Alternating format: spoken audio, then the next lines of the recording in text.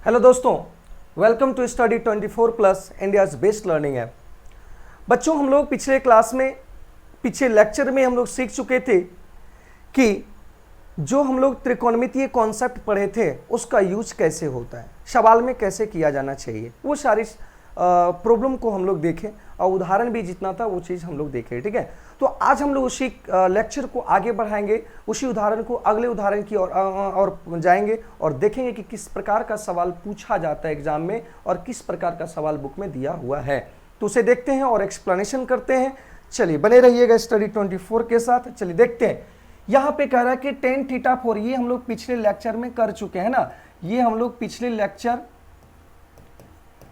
Lecture 2 में हम लोग कर चुके हैं। लेकिन यहाँ पे एक सवाल बन सकता है, उस चीज़ को हम लोग देखते हैं और देखने की कोशिश करते हैं कि इस पे सवाल किस तरीके से रहे। हमने अभी यहाँ पे क्वेश्चन दिया हुआ है कि टेन थीटा बराबर 4/3 है, टेन थीटा बराबर 4/3 है और अन्य त्रिकोणमितीय अनुपात ज्ञात करें। मतलब आपने ज्ञात किया था sine theta, cos theta, tan theta, मतलब अलग अलग त्रिकोणमितीय रेशियो के बारे में आप देखे और जानकारी हासिल की। लेकिन अब यहाँ सवाल, एक और सवाल खड़ा होता है, और वो सवाल क्या खड़ा होता है, क्या बनता है वो सवाल, उस चीज को देखेंगे। चलिए देखते हैं। यहां पे क्या है ना, कभी कभी क्या होगा कि टेन थीटा बराबर 4/3 दिया है तो आपसे सवाल पूछ देगा sine theta plus cos theta. पहला सवाल बना। फिर सवाल हो सकता है sine theta minus cos theta upon cos theta. फिर कभी होगा कि साइन माइनस कॉस थीटा और 1 प्लस साइन थीटा। कभी कभी ये हो सकता है कि 1 माइनस टेन थीटा और 1 plus ten square tan theta. कभी कभी सवाल बन सकता है कि साइन स्क्वायर थीटा 1 प्लस, फिर लिख देगा कि sec square theta minus cosec square theta.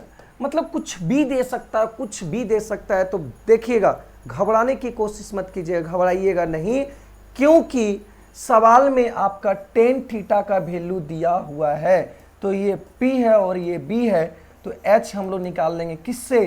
Pythagoras theorem से। ये चीज़ हम सारी बात सिखा चुके हैं। पाइथागोरस थ्योरम से P का स्क्वायर और प्लस B का स्क्वायर। तो देखो मेरे दोस्त, तो यहाँ पे 4 का स्क्वायर और 3 का स्क्वायर करेंगे कि नहीं? तो 4 का स्क्वायर 16 और 3 का स्क्वायर 9, तो ये आ गया 25 और ये आ गया 25। ये है इस क्वेश्चन यहाँ पे टेन थीटा से निकाल दिए क्या चीज़? H का वैल्यू। अब बताओ कि यहाँ पे वही 6 रेशियो है कि नहीं? साइन कॉस टेन कॉट, यही सब चीज़ का यहाँ पे रिलेशन है कि नहीं? इसी रेशियो का रिलेशन यहाँ पे, तो बता दूं मैं कि अगर यहाँ पे P मालूम है, B मालूम है और H भी मालूम है ना, H भी यूनिट से लिखेंगे क्योंकि रेशियो से अलग हुआ है। तो यहाँ पे अगर मान लिया जाए कि P मालूम है, B मालूम है, H मालूम है, तो बताओ हम सारे सवाल में वैल्यू पुट कर देंगे कि नहीं? वैल्यू कहने का मतलब साइन थीटा बराबर P/H होता है, कॉस थीटा बराबर, जैसे एक एग्जांपल को बना देते हैं, ये होता है P/H, तो P का वैल्यू 4 और H का वैल्यू आया 5 और ये इसका आ गया B का, ये आ गया तो कितना 7/5 आ गया। तो बता दूं कि अब इसी तरीके से इसको भी वैल्यू करके सॉल्यूशन कर सकते हैं, इसी तरह यहाँ भी पुट करके सॉल्यूशन, मतलब इस टाइप का आपके पास सवाल बन सकता है, सवाल आपके सामने आ सकता है। तो घबराइएगा नहीं, क्योंकि एक ही वही कॉन्सेप्ट है, यहाँ अलग अलग पूछा था। अब यहाँ क्या किया, सभी रेशियो के एक साथ करके दिया, 2 रेशियो के एक साथ कर दिया, 3 रेशियो के एक साथ कर दिया, कोई प्रॉब्लम नहीं। आप वही चीज़ P दिया है, B दिया है, H निकाल लेंगे, या PH दिया हुआ है तो आप हो सकता है यहाँ साइन थीटा का वैल्यू दिया रहे तो उसमें PH हो तो B निकाल लेंगे। ठीक है, कोई प्रॉब्लम नहीं, आप ऐसे ही रेशियो में निकाल सके आप यहाँ पे पुट कर सकते हैं। ठीक है, तो कोई दिक्कत, किसी को कोई प्रॉब्लम, ऐसा कोई प्रॉब्लम नहीं होना चाहिए, है ना, क्योंकि हम लोग बेसिक पूरी तरह सीख चुके हैं और ये सवाल इस तरीके से बन सकता है, कोई प्रॉब्लम नहीं। किसी भी कठिन से कठिन सवाल दे सकता है और भी इसमें मिक्सिंग करके सवाल बना सकता है, कोई प्रॉब्लम नहीं। ठीक है, तो यहाँ पे बस इसी तरीके से आप क्या कीजिएगा, यहाँ पे P अगर दिया हुआ है, P भी दिया हुआ है, H का वैल्यू निकाल देंगे और पुट कर देंगे। ठीक है, कोई प्रॉब्लम नहीं। आगे बढ़ते हैं अगले सवाल पे। बेहतरीन सवाल है, बहुत खूबसूरत सवाल है। उस सवाल को देखते हैं कि वह सवाल क्या कहना चाहता है। इसके बारे में हम लोग देखते हैं। तो यहाँ देखिए क्या कर रहा है कि एंगल बी और एंगल क्यू एक न्यून कोण है। न्यून कोण का मतलब हुआ एक्यूट एंगल, मतलब ये जो होगा एंगल बी और एंगल क्यू जो होगा वह 0 से बड़ा और 90 से क्या होगा, छोटा होगा। जीरो न्यून कोण का मतलब होता है 0 से बड़ा और 0 और 90 के बीच होता है, ठीक है। अब यहाँ पे प्रूफ करना है कि साइन थीटा बा equal to cos Q, sorry sine B और साइन क्यू दोनों बराबर है, ये दिया हुआ है। लेकिन आपको प्रूफ करना है कि एंगल बी और एंगल क्यू दोनों बराबर है। तो दोस्त यहाँ ये बात को समझना है, ये देखने की कोशिश करेंगे कि यहाँ पे साइन बी और क्यू है और यहाँ बी क्यू न्यून कोण और बी क्यू यहाँ पे प्रूफ करने की बात करा। तो देखिए समय बी क्यू, इसका मतलब क्या हुआ कि अगर यहाँ पे बी क्यू है मतलब ए बी से एक ट्रायंगल होगा और एक triangle B Q P Q R होगा, उसी तरीके से बनेगा। तो मान लेते हैं, देखिए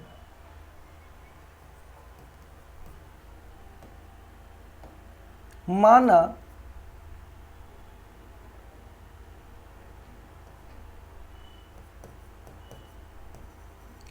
लेते हैं कि ट्रायंगल ए बी सी और एक ट्रायंगल पी क्यू आर है ना। इसको मान करके हम सॉल्यूशन करेंगे और देखेंगे। तो चलिए देखते हैं। एक ट्रायंगल यहां पे मान लीजिए और सेम बड़ा आकार का थोड़ा सा मान लेते हैं। ये मान लीजिए ए सी बी। बी क्यों यहां पे लिए, बी यहाँ इसलिए क्योंकि यहाँ बी न्यून कोण दिया था, तो बी इस कारण से यहाँ मान लिया क्योंकि ये 90 डिग्री पे तो कभी नहीं हो सकता, या यहाँ हो सकता है या यहाँ हो सकता है। तो इस कारण से सॉल्यूशन आसान तरीके से हो, तो इस कारण से हम नीचे मान ली, ठीक है। यहाँ पे देखिए क्यू न्यून कोण है तो क्यू यहाँ पे रहेगा और पी और आर यहाँ पे मान लें, ठीक है, कोई प्रॉब्लम। तो यहाँ ए मान है तो शुरुआत ए से होता है, यहाँ पी भी शुरुआत से होता है, शुरुआत पी से होता है, तो मान लिया कोई दिक्कत नहीं, किसी को कोई प्रॉब्लम नहीं होना चाहिए। चलिए देखते हैं यहाँ पे क्या करेंगे, समझने की कोशिश करेंगे, देखेंगे है ना कि यहां दिया है कि sine beta equal to sine Q, ये दिया गया। अब जब ये दिया गया है तो इसका कुछ तो काम होगा। अब देखना है वो ये इक्वेशन मान लेते हैं, एक इक्वेशन, ठीक है, एक इक्वेशन मान लेते हैं। चलिए आगे बढ़ते हैं, देखते हैं। यहाँ ये सारी बात हम इसको मान लिए और ये दिया हुआ है, ठीक है। चलिए देखते हैं यहाँ पे in triangle A B C, बस यहीं से स्टार्ट होगा, अपने मन से बनाना है। ए बी सी में अगर ट्रायंगल ए बी सी में देखा जाए तो ए बी सी में देखा गया कि साइन बी है, तो इसमें हम साइन, इसलिए हम ए बी सी में देखें कि साइन बी दिया हुआ है। साइन बी यहाँ पे चर्चा किया हुआ, तो साइन बी का हम भुजा लेने की कोशिश करेंगे। तो साइन का मतलब होता है पी बाय एच, तो एंगल इसको माना, वो एंगल पे डिपेंड करता है कि कौन भुजा लंब होगा कौन भुजा आधार होगा।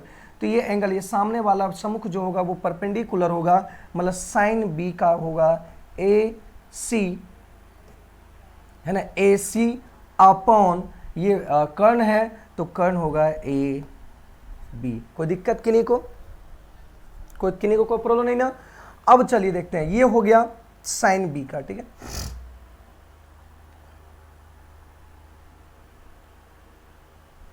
ये सी आ गया। फिर in triangle P Q are, मतलब पी क्यू आर में देखेंगे तो यहां से देखा गया कि साइन क्यू क्या देखा गया, साइन क्यू। तो साइन क्यू जब यहां से देखा गया कि क्यू यहां पे एंगल लिया, साइन के रिस्पेक्ट में लिया गया, तो ये सामने वाला भुजा मतलब पी आर और कर्ण इसका ये क्या है, पी क्यू है। कर्ण क्या है, पी क्यू है, ठीक है, कर्ण क्या है, पी क्यू। चलिए आगे हम लोग देखते हैं सॉरी। तो यहां से ये तो आ गया। अब इक्वेशन से हम लिखेंगे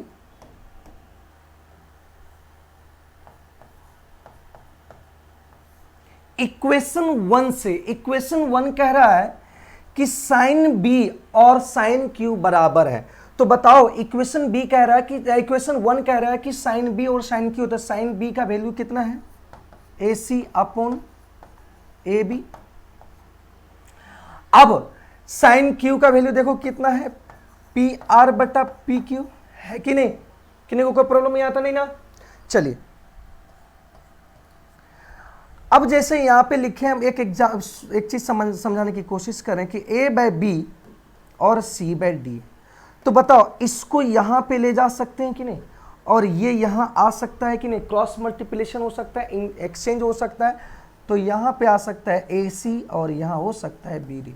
कभी कभी ये भी डी यहां आ जा सकता है और यहां भी आ सकता है, कोई प्रॉब्लम नहीं है, आप ला सकते हैं और जा कर सकते हैं, ठीक है, कोई दिक्कत नहीं, लेकिन इधर का उधर और उधर का इधर होना चाहिए।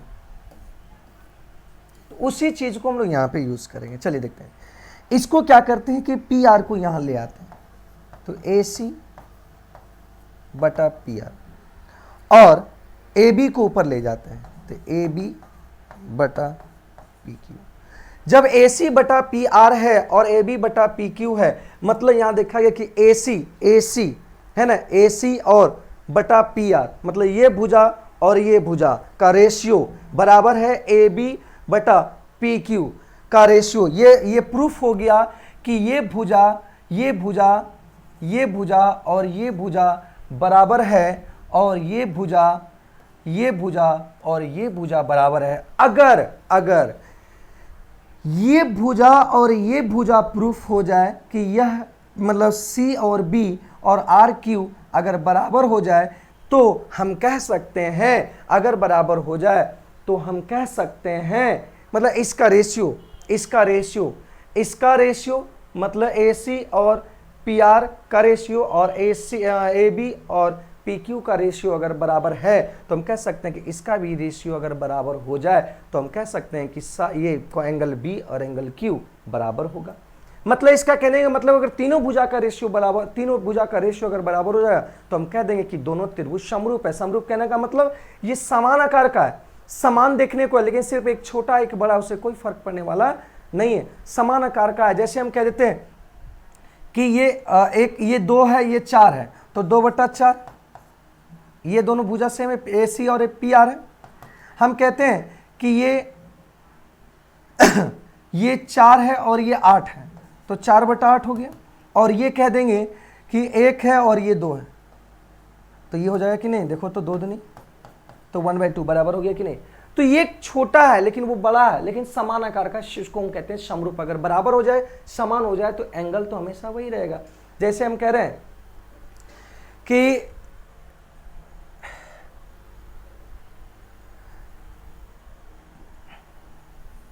ये देखते हैं, तो ये चीज हो सकता है, ठीक है, तो चलिए देखते हैं। तो यहां से क्या किए, हम लोग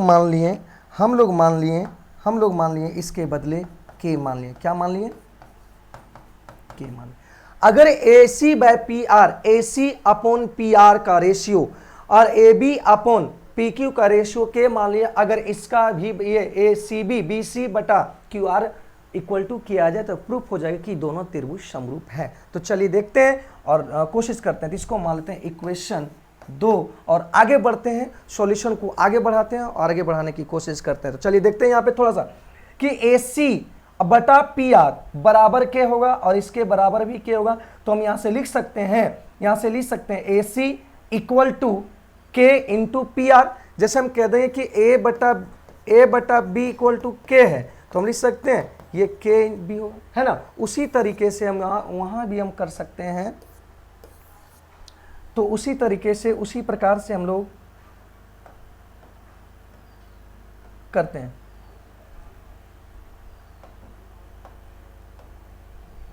तो चलिए तो यहां से हम लोग देखें,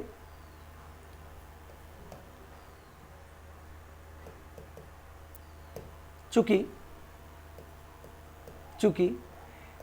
ए बी अपॉन के इंटू पी आर होगा और तथा देख लेते हैं, तथा यहां पे ए तो ए सी होगा वहां पे, और ए बी बटा पी क्यू, तो ये ए सी बाय पी आर है ना, और ए बी बटा पी क्यू हो जाएगा। तो यहां देखिए ए सी होगा,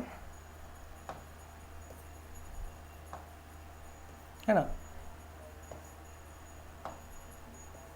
यहां से हो जाएगा ए बी अपॉन के इंटू पी क्यू। चलिए देखते हैं कि कैसे हो सकता है। ए बी यहाँ कह रहे हैं कि A C by P R है, तो वो पी आर उधर चल जाएगा तो के मल्टीप्लाई में चल जाएगा, ए बी बराबर हो जाएगा ये के मल्टीप्लाई में। दो चीज निकला यहाँ से नहीं, तो दो चीज यहाँ से निकला, तो ये चीज आगे रहने देते हैं इसको। यहाँ से एक इक्वेशन आ गया, ठीक है, एक इक्वेशन आ गया, उससे हमको निकालने की कोशिश। चलिए फिर से हम कहते हैं इन ट्रायंगल, मतलब यहाँ पे ट्रायंगल ए बी सी में, पुनः ट्रायंगल ए बी सी में देखेंगे कि ट्रायंगल ए बी सी में हम क्या निकालना चाहेंगे। ट्रायंगल ए बी सी में देख रहे हैं कि अगर हम बी सी का वैल्यू निकालते थे, बी सी का, ये बी है तो बी सी ये कर्ण है, ये एच है और ये बेस है और ये हाइपोटेनियस है, तो बेस का निकालना है तो हाइपोटेनियम से इसको घटाएंगे पाइथागोरस थ्योरम से, है ना, पाइथागोरस थ्योरम से। तो पाइथागोरस थ्योरम से हम निकालेंगे, पाइथागोरस थ्योरम से हम निकालेंगे, तो यहां देखिए BC का वैल्यू निकालेंगे। यहां पे हम ट्रायंगल बना दे रहे हैं, ठीक है, ये A है, C है,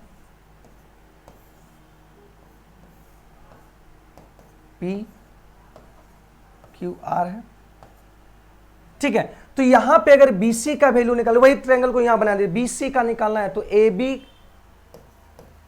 का स्क्वायर और माइनस AB का स्क्वायर, ये कर्ण है तो AB का स्क्वायर माइनस ये वाला P AC हो जाएगा, किससे, पाइथागोरस थ्योरम से। किससे, पाइथागोरस थ्योरम से हम लोग निकाल लिए, और यहां पे आ गया रूट अंडर। तो देखो यहां पे AB का वैल्यू कितना है, AB का वैल्यू देखो के पी आर का स्क्वायर और माइनस AC का कितना है, तो के स्क्वायर यहां आ गया के स्क्वायर और पी क्यू का स्क्वायर, के का स्क्वायर, ठीक है। तो यहां से के कॉमन आ गया और आ गया यहां पे पी क्यू का स्क्वायर माइनस पी आर का स्क्वायर, आ गया कि नहीं, ये आ गया बी सी का। तो फिर से हम लोग देखते हैं in triangle P Q are में। तो पी क्यू आर में हम लोग निकालना चाहेंगे, पी क्यू आर में निकालना चाहेंगे कि इसी का, ये दो दोनों निकला हुआ है तो क्यू आर का निकालते हैं। तो क्यू आर का जब निकालने की कोशिश किए तो क्यू आर बराबर होता है पी क्यू का स्क्वायर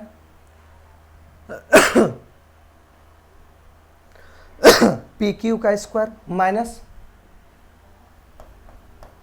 पी का स्क्वायर। तो यहां से देखा गया, यहां से ये भी पाइथागोरस थ्योरम से देखा गया कि यहां से क्यू आर का वैल्यू आ गया और यहां से बी सी का वैल्यू आ गया।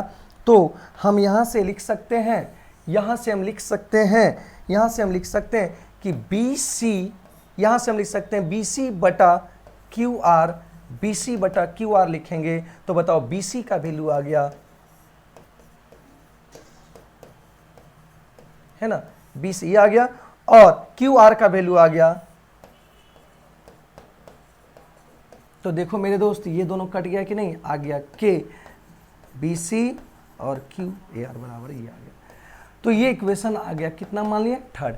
तो यहां से समझ में आया कि हम लोग यहां पे B C by Q R बराबर के ले आए, क्यू आर बराबर के ले आए, तो इस रूप से हम लोग ले आए। तो वहां से इक्वेशन दो और तीन से हम कह सकते हैं, इक्वेशन 2 और 3 से हम कह सकते हैं, देखिए इक्वेशन यहाँ पे 2 और 3 से हम कह सकते हैं कि A C upon P R और A B upon Q R बराबर है, आर बराबर के है। तो यहाँ पे लिख सकते हैं A C upon P R और A B upon P Q ratio बराबर के है। तो बराबर जब के है तो ये भी तो के बराबर है, तो यहाँ भी हो जाएगा इसके बराबर, क्योंकि ये दोनों जब के बराबर है तो ये भी तो के बराबर है। तो या जब ये दोनों के बराबर है और ये भी के बराबर है तो तीनों भी के बराबर है, और जब तीनों के बराबर, तीनों आपस में बराबर होगा। जैसे ही तीनों आपस में बराबर होगा तो हम कह देंगे कि जो, तो हम कह सकते हैं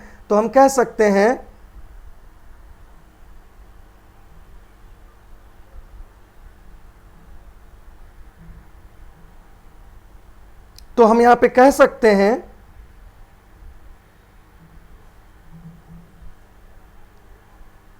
तो हम कह सकते हैं यहां पे कि ये दोनों त्रिभुज जो है, दोनों त्रिभुज जो होगा वह समरूप होगा। दोनों त्रिभुज जो होगा, दोनों त्रिभुज, तो हम कह सकते हैं त्रिभुज ABC समरूप होगा त्रिभुज PQR। समरूप कहने का मतलब अर्थ हुआ कि सभी अंग का रेशियो, मतलब त्रिभुज के तीनों भुजाओं का रेशियो अगर बराबर है तो हम कह देंगे ये समरूप है, त्रिभुज समरूप है। जब त्रिभुज समरूप है, सब आकार का सम समान है रेशियो, तो हम कह सकते हैं कि एंगल B और एंगल Q दोनों बराबर होगा। जब त्रिभुज समरूप हो गया, जब हम प्रूफ कर दें कि ये त्रिभुज और ये त्रिभुज दोनों समरूप है, क्योंकि इसका रेशियो इसका और इसका रेशियो, AC का रेशियो और PR का रेशियो बराबर है, AB और PQ का रेशियो, तो ये बराबर है। दोनों पहले से प्रूफ निकल गया, तो हम ये भी प्रूफ कर दें कि दोनों बराबर इसके बराबर है। तो जब ये प्रूफ हो गया, तो ये जब प्रूफ हो गया कि तीनों भुजा का रेशियो बराबर है, तीनों भुजा का जब रेशियो है, तो हम कह सकते हैं कि दोनों त्रिभुज समरूप होगा। तो समरूप जब होगा तो हम प्रूफ हो गया कि एंगल B और एंगल Q बराबर होगा, ये प्रूफ्ड हो गया। ठीक है, ये थी ये क्वेश्चन का सवाल और बहुत बेहतरीन सवाल था। इसका आपका ये देख लीजिएगा आप लोग, जैसे जैसे बनाते जाएंगे, जब हम स्टार्ट करेंगे, क्लास को स्टार्ट करते हैं, तो आप कॉपी कलम लेकर साथ में सामने बैठ जाएं और उसको एक एक चीज़ को जो हम बोलते हैं, जो लिखते हैं, उसको लिखते चलिएगा, बारीकी ढंग से समझते चलिएगा और आपका नोट्स भी तैयार हो जाएगा। इसके अलावा हम नोट्स भी आपको एप्लीकेशन पे स्टडी 24 के एप्लीकेशन में, स्टडी 24 जो ऐप है उसके अंदर आपका एक एक चीज़ का नोट्स आपको मिल जाएगा, हाथ से बना हुआ नोट्स, पूरा बेहतरीन नोट्स आपको वहाँ पे प्रोवाइड किया जाएगा। ठीक है, तो चलिए देखते हैं अगले सवाल। अगला सवाल क्या है, अगला सवाल की ओर बढ़ते हैं कि अगला सवाल क्या चीज़ है, उसके बारे में हम लोग समझने की कोशिश करते हैं। ठीक है, ये सवाल को हम लोग समझे कि बहुत बेहतरीन सवाल था और सवाल को देखें। ये सवाल तो हो गया। चलिए यहाँ पे एक सवाल उदाहरण 3 है कि यदि त्रिभुज उदाहरण इसलिए हम करवा रहे हैं, किसी को अक्सर उदाहरण से भी सवाल उठा के देता है, इस कारण से उदाहरण सहित प्रश्नावली को करवा रहे हैं। ठीक है, तो यहां से हम सवाल को देखते हैं कि सवाल यहाँ क्या दे। यदि एक त्रिभुज ABC दिया, लीजिए एक त्रिभुज समकोण त्रिभुज लिए गए हैं, ABC लीजिए जिसका कोण C समकोण है, जिसका कोण C जो है, कोण C क्या है, समकोण है। थोड़ा सा उल्टा लिखा गया,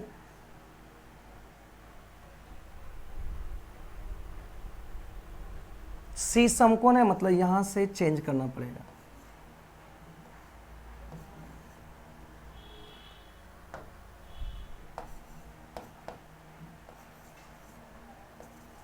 ठीक है, C के जगह पर B के जगह पर C कर दीजिएगा, C के जगह पर B गलती से टाइप हो गया, क्योंकि यहां पे कह रहा है कि C समकोण है, तो C समकोण है, तो C यहां पे हम ले लिए, है ना, C ले लिए हम लोग। फिर से एक बार बढ़िया से ले लेते हैं।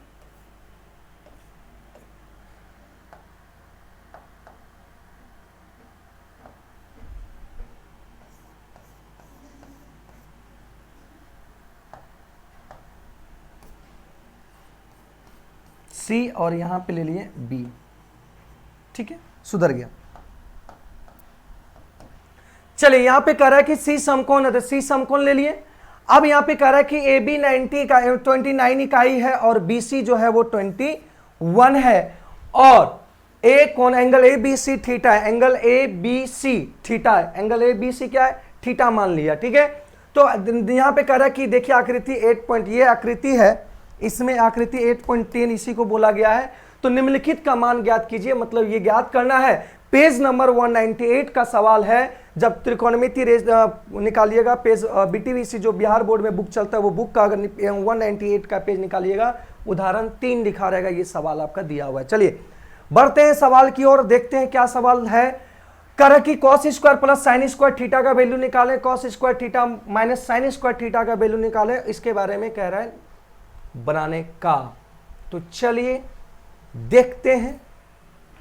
देखो भाई, यहां पे ये कर्ण है, ये P है, यहां पे ये दिया, तो यहां से इस चीज AC बराबर आप निकाल सकते हैं, AC बराबर फाइंड आउट कर सकते हैं, AC बराबर फाइंड आउट कर सकते हैं कि कर्ण का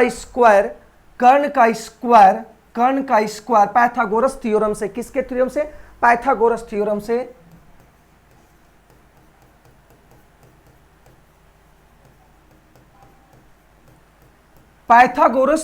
हम प्रूफ करेंगे कि 29 का स्क्वायर माइनस 21 का स्क्वायर, क्योंकि हमको AC का वैल्यू निकालना है। किसका वैल्यू निकालना है? AC का वैल्यू निकालना है। तो AC का वैल्यू चेंज किए हुए, ठीक है। जब AC का वैल्यू निकालना है तो यहां से निकाल लेते हैं। AC का वैल्यू निकालें कि कर्ण का स्क्वायर माइनस बेस का स्क्वायर करेंगे तो आ जाएगा। तो यहां से देखिए सॉल्यूशन, कभी भी गलती से इसको सॉल्यूशन निकाला है तो ये नहीं करने लगे कि ये मत करने लगेगा कि 29 गुना 29 ये निकालेंगे फिर 21 गुना 21, ये नहीं करेंगे। एकदम सिंपल वे से देखिए कैसे करेंगे। सिंपल वे से क्या करेंगे कि ये इसको मान सकते हैं a का स्क्वायर माइनस b का स्क्वायर, और a का इसका फॉर्म होता है a minus a plus b और a माइनस b, होता है कि नहीं? अरे इसी a square minus b square के रूप में है कि नहीं? तो वही चीज कर देंगे कि 29 प्लस 21 और 29 माइनस 21। तो यहां से आ गया 29 और 21 आ गया है। 9 1 10 2 5 50, और यहां से 29 में से अगर 21 चला गया तो ये आ गया 8। तो चलिए देखते हैं इसका कितना आता है। तो 50 को जब हम तोड़ेंगे तो ये 25 दूनी 25, यहाँ से 25 आ गया और दूना 8 दूनी 16 कर दिए कि नहीं? तो देखो 25 का रूट निकलता है 5 और 16 का रूट निकलता है 4, तो ये आ गया 5 20। मतलब इसका जो वैल्यू आ गया कितना आ गया? 20 आ गया, ठीक है। मतलब हम AC का वैल्यू निकाल दिया पाइथागोरस थ्योरम को लगाकर। अब देखना है इसका, अब यहां से हमको कोई मतलब नहीं, निकाल दी। यहां निकालना है sine square theta plus cos square theta plus sine square theta का मान क्या होगा, इसके बारे में कह रहा है निकालने के लिए, है ना, फाइंड आउट कर रहा है निकालने के लिए। चलिए देखते हैं। अगर हम लोग यहां से हम जानते हैं कि कॉस स्क्वायर थीटा है, तो भाई यहां से समझ लेना कि कॉस स्क्वायर थीटा कहने का मतलब होता है कॉस थीटा पूरे पर होल स्क्वायर का ही मतलब यही होता है, और इसका मतलब भी स्क्वायर का मतलब यही हुआ, ठीक है। कोई दिक्कत नहीं ना, ये कॉस स्क्वायर थीटा ये समझ में आ गया, ठीक है। तो यहां से हम एक थोड़ा सा ये काम कर सकते हैं कि अगर कॉस स्क्वायर थीटा, कॉस का थीटा, पहले अगर समझ लीजिए कि ये इसको हम लिख सकते हैं इस तरीके से, कॉस थीटा का स्क्वायर, क्योंकि अभी बताएं कि ये दोनों का मतलब यही हुआ। तो कॉस थीटा का मान कितना होता है? b और h, और साइन थीटा का मान कितना होता है? p और h का होल स्क्वायर। अब यहां से ये भी तो लिख सकते हैं b का स्क्वायर, दोनों तरफ फुल है तो यहां इस पे भी स्क्वायर इस पे भी स्क्वायर हम अलग अलग कर दिए, कर सकते हैं कि नहीं? अब यहां से हम ये कर सकते हैं, लिख सकते हैं एच स्क्वायर नीचे हर में दोनों जगह सेम है, तो दोनों का एलसीएम कितना होगा? सेम ही होगा कि नहीं? तो एलसीएम सेम ही होगा एच स्क्वायर। तो ये एच स्क्वायर एक आई एच स्क्वायर, तो बी स्क्वायर एक आई बी स्क्वायर और पी स्क्वायर। तो बताओ मेरे भाई कि ये बी का स्क्वायर प्लस पी का स्क्वायर, पी का स्क्वायर प्लस बी का स्क्वायर होता है कितना है? एच का स्क्वायर। कितना होता है? एच का स्क्वायर। ये एच का स्क्वायर आया किससे? पाइथागोरस थ्योरम से। किससे? पाइथागोरस थ्योरम से। तो पाइथागोरस थ्योरम से बी का स्क्वायर प्लस बी का स्क्वायर होता है एच के बराबर होता है, और नीचे एच स्क्वायर दिया। तो बताओ ये कट गया, तो आंसर कितना आ गया मेरे भाई? कितना आ गया?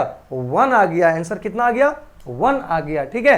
तो बिना हमको 40 20 मतलब यहाँ पे 20 21 और 29 को बिना प्रयोग किए हुए, 21 29 20 को बिना प्रयोग किए हुए आप इसका आंसर निकाल दिए। क्या चीज? 1 आ गया, क्योंकि इसका जब सॉल्यूशन देखा गया तो यही आया। कोई प्रॉब्लम नहीं ना, किन्हीं को कोई दिक्कत नहीं ना, तो किन्हीं को दिक्कत भी नहीं हुआ होगा। चलिए आगे बढ़ते हैं।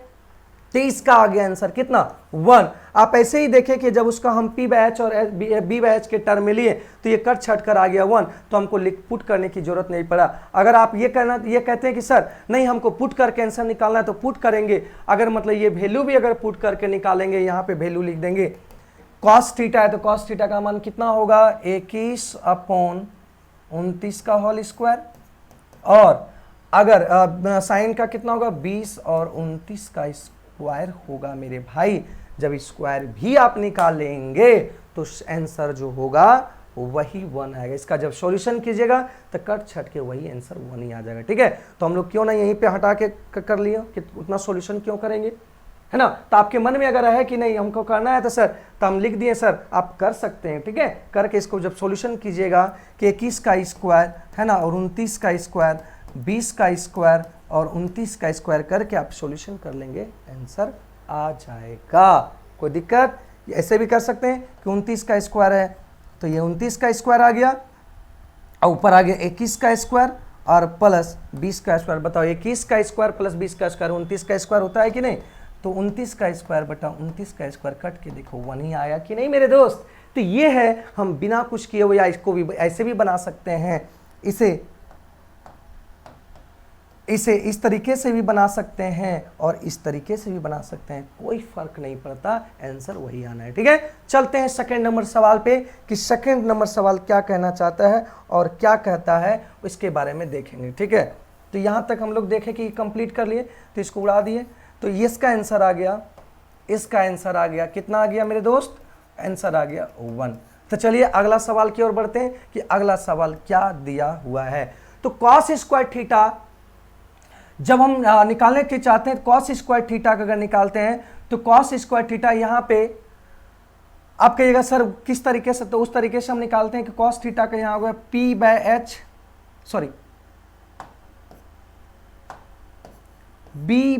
एच का होल स्क्वायर और ये आ जाएगा बी बाय एच का होल स्क्वायर, पी न होगा जी। अब ये बी का स्क्वायर और h का स्क्वायर माइनस p का स्क्वायर और बटा h का स्क्वायर। कोई दिक्कत है, किन्हीं को कोई प्रॉब्लम है, किन्हीं को कोई ऐसा है ना। तो यहाँ से देखा गया कि h का स्क्वायर और h का स्क्वायर बटा में नीचे है तो इसका एलसीएम भी सेम होगा। हम जैसे एलसीएम लेते हैं कि मान लिया जाए कि यहाँ पे a है और माइनस 1/a है, 2/a है, तो नीचे a रहता है तो एलसीएम a ही होता है कि नहीं।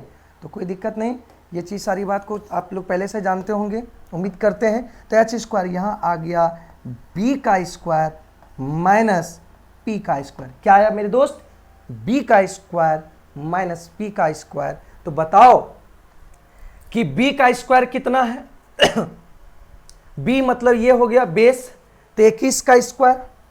यहाँ पे देखो कोई फंडामेंटल नहीं बन पा रहा है, कोई ये नहीं, पाइथागोरस थ्योरम को यूज करके कुछ नहीं होने वाला है। तो यहाँ पे आ गया 21 का स्क्वायर और p का वैल्यू आया 20, तो 20 का स्क्वायर और बटा 29 का स्क्वायर। तो यहाँ से हम 21 का अगर निकालना चाहेंगे, 21 का स्क्वायर निकालेंगे तो 441 आया और 20 का स्क्वायर आया 400, ठीक है। 21 का स्क्वायर 441 और 20 का स्क्वायर करेंगे, 21 का स्क्वायर करने का मतलब 21 इंटू 21 किए तो ये आ गया इतना, ठीक है। 20 का स्क्वायर आ गया 400।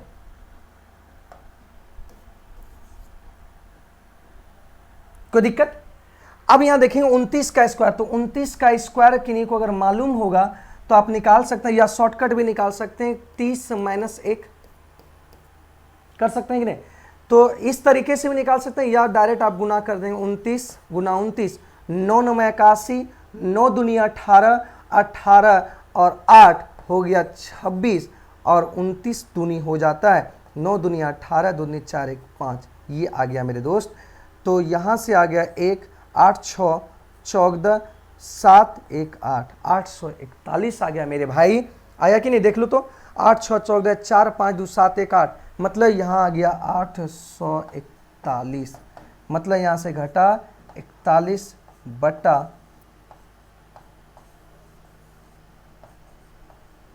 है ना, ये आ गया 41 बटा 841 आंसर आ गया। कटेगा तो काट देंगे, नहीं कटेगा तो कोई दिक्कत नहीं, कटेगा भी नहीं, ठीक है। कटेगा तो काट देंगे, नहीं कटेगा तो कोई प्रॉब्लम नहीं, इसे हम नहीं काटेंगे, ठीक है। नहीं कटेगा, कटेगा भी नहीं। चलिए, तो इस बात को हम लोग समझें और देखें, आंसर निकालें, आंसर निकालने की कोशिश किए और देखें कि इसका आंसर ये आया। या आप इतना ना करके, इतना आप नहीं भी करेंगे, डायरेक्ट इसको करेंगे तो सॉल्यूशन के पास भी आप पहुंच सकते हैं, कोई प्रॉब्लम नहीं था, कोई प्रॉब्लम नहीं था। तो इन सारी बात को हम लोग सीखें और देखें भी।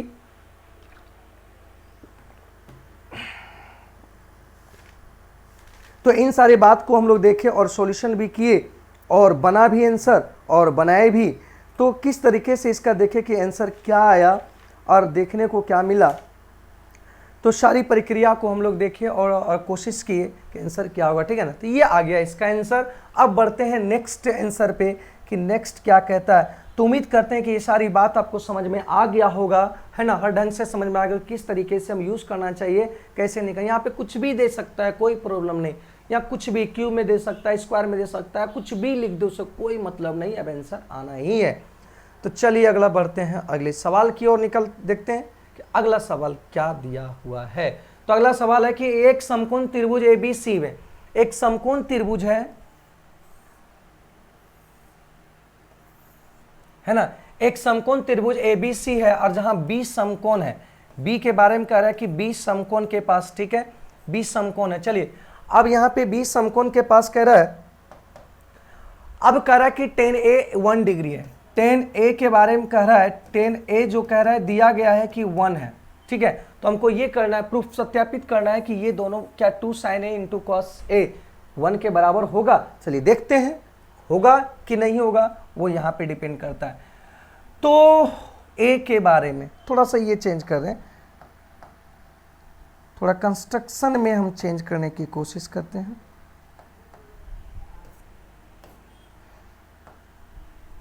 ए के बारे में बोल रहे हैं, तो इस कारण से हम ए को यहां मान लेते हैं, आसान होता है, नीचे रहता है, सॉल्यूशन करने आसान होता है। तो यहां पे tan A के बारे में दिया, मतलब ऑब्जर्वर कहां पे है, एंगल ए पे है, एंगल ए से ही ऑब्जर्व कर रहा है। तो चलिए हम जानते हैं कि tan A बराबर होता है P/B। क्या होता है, P/B, और ये 1 होता है, ये जानते हैं हम कि tan A बराबर जो होता है सामने वाला भुजा और बेस का रेशियो होता है P। तो यहां से एक चीज तो ये भी कर सकते हैं कि इधर B जाएगा तो ये दोनों देखो बराबर हो जाएगा कि नहीं, P बराबर B, इसका मतलब P बराबर B, तो हम मान सकते हैं कि P कुछ मान के हम चलते हैं कि P बराबर B इक्वल टू 1 मान लें या कुछ भी मान लें, आपका जो मन करे। हम एक काम करते हैं, हम 1 ही लेकर मानते हैं, ये 1 मान लिए, है ना, क्योंकि P इक्वल टू B है तो आप कुछ भी मान सकते हैं, 1 मान सकते हैं, 2 मान सकते हैं, 3 मान सकते हैं, A मान सकते हैं, K मान सकते हैं, या अपना अपना नाम का पहला अक्षर भी मान के करेंगे, कोई प्रॉब्लम नहीं, आंसर वही आने को है, कोई दिक्कत नहीं। आप कुछ भी मानकर, हम तो 1 मान करके आगे बढ़े, कोई फर्क नहीं पड़ता है, X भी मान सकते हैं, A भी मान सकते हैं, कुछ भी मान सकते हैं। तो चलिए यहां पे जब 1 माने हैं, यहाँ पे जब 1 माने हैं, या तो आप कर सकते हैं कि सर नहीं हम A मान लेंगे, तो A भी मान के चलते हैं, तो हम यहाँ पे A मान लिए इसका। तो जब यहाँ देख रहा है कि P भी A है, तो इसका P ये है कि नहीं, A, और ये भी A होगा। तो बताओ पाइथागोरस थ्योरम से यहाँ से A का स्क्वायर प्लस A का स्क्वायर, तो ये आ जाएगा 2A स्क्वायर, मतलब A स्क्वायर का रूट निकल जाएगा, तो हो जाएगा A√2, होगा कि नहीं मेरे दोस्त। ये किससे निकलेगा, पाइथागोरस थ्योरम से, पाइथागोरस नियम के थ्योरम से हम निकाल दिए, पाइथागोरस से हम निकाल दिए, AC का मान निकाल दिए। ये जो BC और BA है बराबर होगा, है ना, BC और BA बराबर होगा, क्योंकि यहां से देखा गया कि दोनों बराबर होगा। तो यहां प्रूफ करना है, यहां प्रूव्ड करना है ना,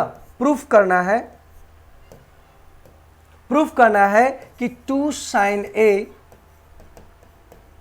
cos A 1 के बराबर आएगा कि नहीं आएगा।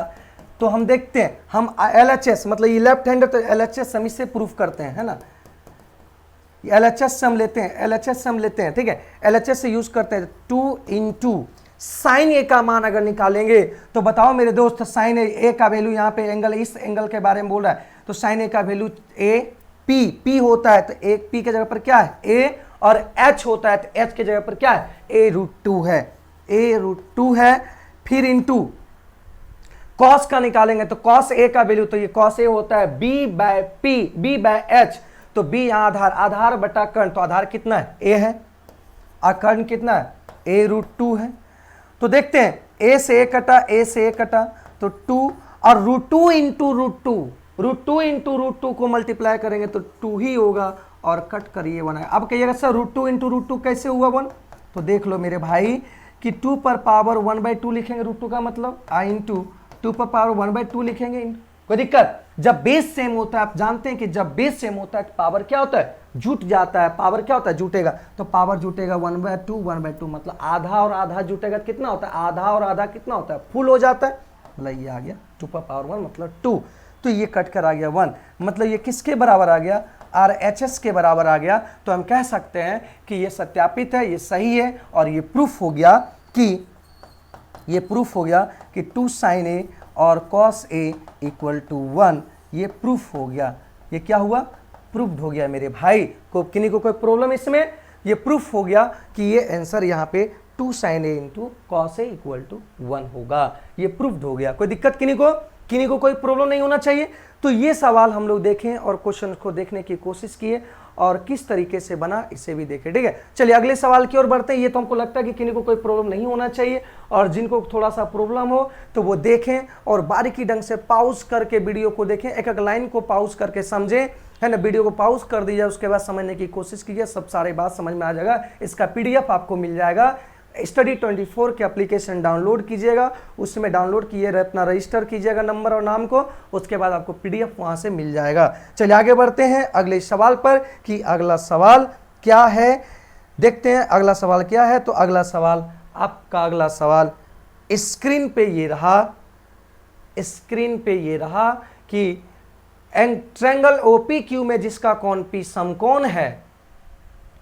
यहां कह रहा है कि एक ट्रायंगल है OPQ और जिसमें P समकोण है। P के बारे में क्या बोल रहा है, समकोण है ना, समकोण है। तो यहां देखो Q का जिक्र कर रहा है, तो हम Q यहां मान लेते हैं, ठीक है।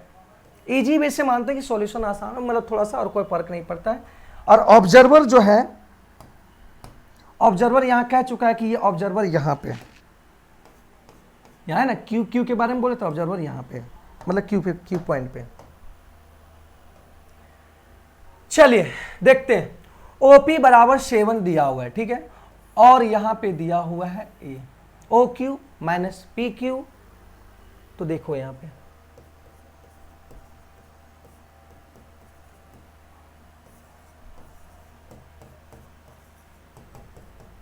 ठीक OQ - PQ = 1 सेंटीमीटर दिया है, तो हम सेंटीमीटर को नहीं लिखते हैं, सॉल्यूशन करते हैं। तो यहां से लिख सकते हैं OQ 1, P समकोण है, ठीक है, sin Q निकाल सकते हैं। यहां से ये भी लिख सकते हैं, ठीक है, किन्हीं को प्रॉब्लम, या ऐसे ये भी लिख सकते हैं,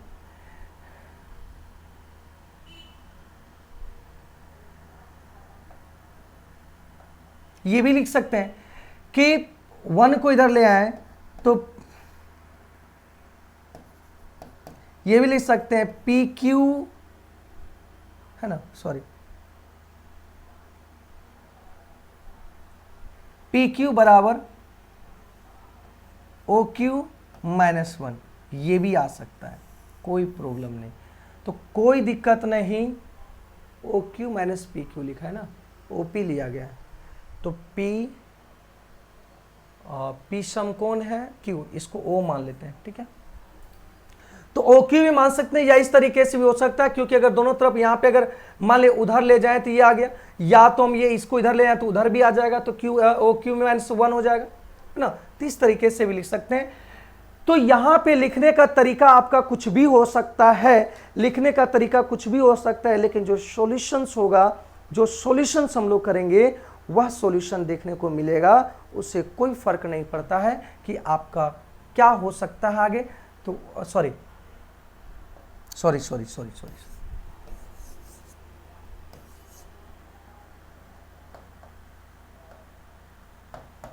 यहाँ देखिए प्लस न होगा, ये माइनस में 2 जाकर प्लस न होगा, ठीक है। तो ये आ गया, ये कोई दिक्कत नहीं। चलिए हम ट्रायंगल ABC में लिखते हैं, ट्रायंगल OPQ में। तो OPQ में, ट्रायंगल OPQ में हम लोग देखते हैं कि पाइथागोरस थ्योरम से OQ का स्क्वायर OP का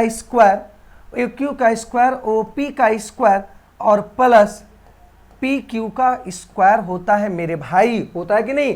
किससे, किस थ्योरम से, तो पाइथागोरस पाइथागोरस थ्योरम से। किससे? पाइथागोरस थ्योरम से। कोई दिक्कत किन्हीं को, कोई प्रॉब्लम, कोई भाई ऐसा जिनको प्रॉब्लम हो तो पाइथागोरस थ्योरम से हम लोग जान लिए कि कर्ण का स्क्वायर पी का स्क्वायर और बेस का आधार का स्क्वायर होता है लंब का स्क्वायर। ठीक है, तो ओ क्यू बराबर देखिए यहां पे क्या चीज दिया हुआ है, तो 1 प्लस, है ना, ओ क्यू बराबर दिया हुआ निकाल लिए थे हम लोग कि 1 प्लस पी क्यू होता है, और यहां से आ गया ओपी।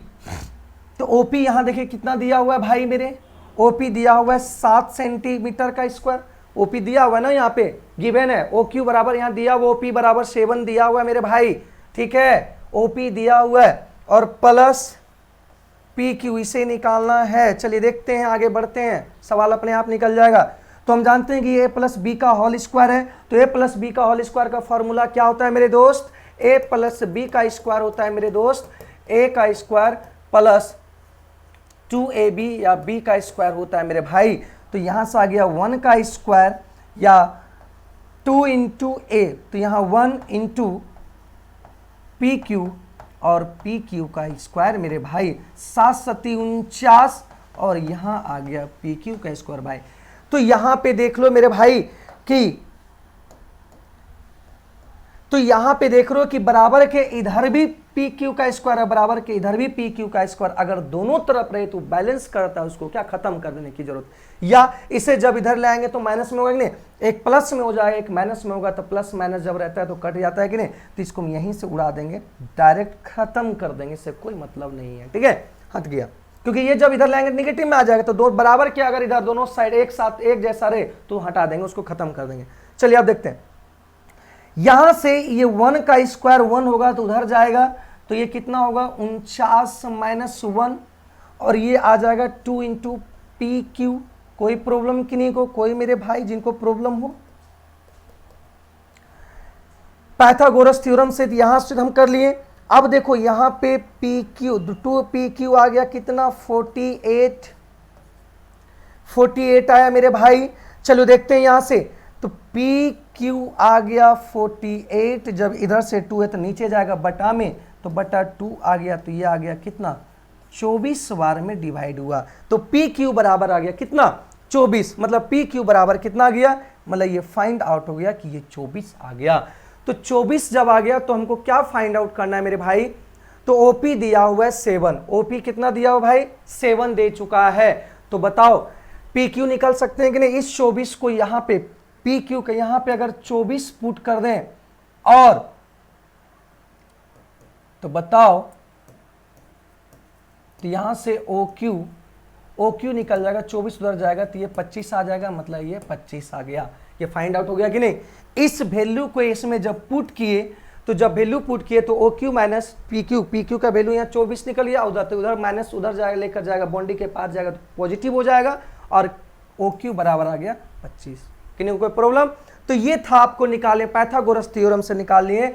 अब मुझे क्या चाहिए, साइन क्यू का वैल्यू चाहिए। किसका वैल्यू चाहिए, क्या किसका वैल्यू चाहिए मेरे दोस्त, साइन क्यू का वैल्यू चाहिए मेरे भाई। तो साइन क्यू का जब चाहिए तो बताओ कि साइन क्यू साइन मतलब होता है पी मतलब ओ पी और बटा ओ पी बटा ओ क्यू होगा कि नहीं, क्योंकि साइन क्यू है मतलब ऑब्जर्वर इस एंगल पे है और इसके सामने वाला भुजा परपेंडिकुलर होता है, यह हाइपोटेनियस होता है, ये बेस होता है। तो साइन का वैल्यू होता है p/h मतलब लंब बटा कर्ण।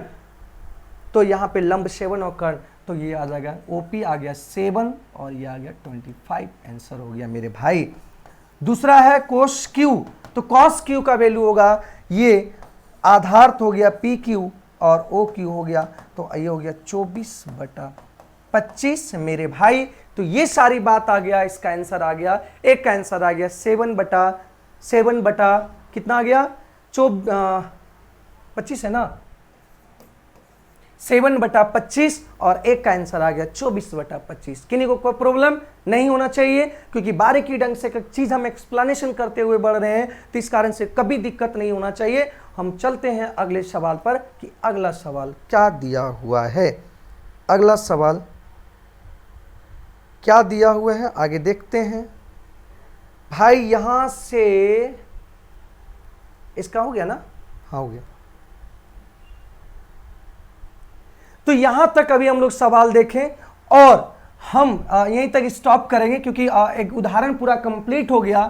तो यहां पे जितने भी सवाल हम लोग देखें, यहां टोटल हम उदाहरण है ना, उदाहरण का सवाल हम लोग देख लें किसका, ट्राइगोनोमेट्री का। हम जितना भी उदाहरण का सवाल था चैप्टर है ना, प्रश्नावली 8.1 से पहले जितना भी सवाल था और कॉन्सेप्ट अभी हम लोग सीख लिए, कॉन्सेप्ट सीखे और इसका यूज सीखे कि इसका यूज कैसे होगा, किसमें सीखे, उदाहरण में हम इसका यूज भी सीख लिए मेरे भाई। तो ये पूरा सवाल कंप्लीट हो गया और देखें कि यह सवाल किस तरीके से बना और क्या क्या सवाल था और क्या क्या पूछ सकता है, एक एक चीज हम एक्सप्लेनेशन करते हुए पूरी तरह इसको सीख चुके हैं। तो मिलते हैं नेक्स्ट वीडियो में, नेक्स्ट लेक्चर में। अभी मेरा उदाहरण कंप्लीट हुआ, उदाहरण का पूरा टॉपिक कंप्लीट हुआ। मिलते हैं नेक्स्ट चैप्टर पे, नेक्स्ट लेक्चर में प्रश्नावली 8.1 को पूरा देखेंगे, पूरा क्वेश्चंस को एनालिसिस करेंगे। तो धन्यवाद है ना, थैंक यू, जय हिंद, जय भारत।